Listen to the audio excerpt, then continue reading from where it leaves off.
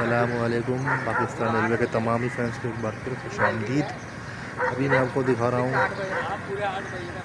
कल जैकोबाबाद से चलने वाली 146 राउंड सक्खर एक्सप्रेस अपने मुकर्रर वक्त से आज तकरीबन 39 मिनट लेट आ रही है।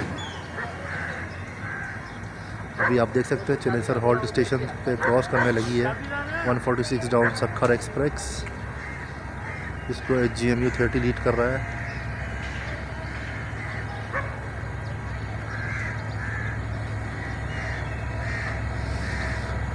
One 46 down Sukkur express Chanesar halt station से क्रॉस करते हुए अपने मुकर्रर वक्त से 39 मिनट लेट है, जिसको GMU 30 लीड कर रहा है 8224।